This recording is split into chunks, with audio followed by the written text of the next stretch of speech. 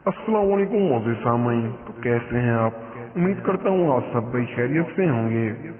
अपने पाँव के तलवों पर तेल लगा लिया करें।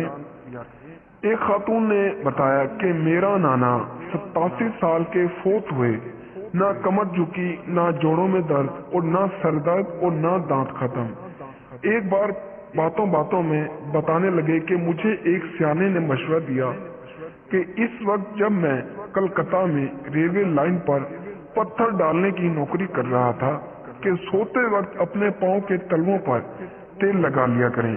बस यही अमल मेरी शफा और फिटनेस का जरिया है। एक स्टूडेंट ने बताया कि मेरी वालदा 80 इसी तरह तेल लगाने के ताकीद करती है और फिर खुद बताया कि बचपन में मेरी यानी वालदा की नजर कमजोर हो गई थी। जब ये अमल मुसलसल किया तो मेरी नजर आहिस्ता आहिस्ता बिल्कुल मुकम्मल और सेहतमंद हो गई।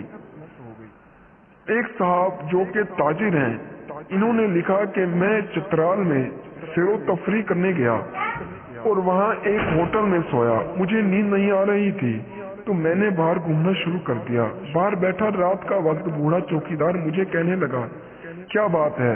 मैंने कहा नींद नहीं आ रही। मुस्कुरा कर कहने लगा कि आपके पास कोई तेल है?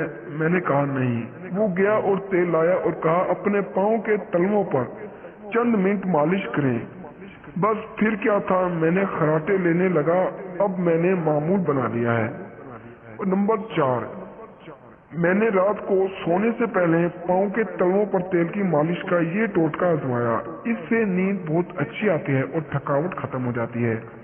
मुझे मैदे का मसला था, पाँव को तलवों पर तेल की मालिश से 2 दिन में ही मेरा मैदे का मसला ठीक हो गया।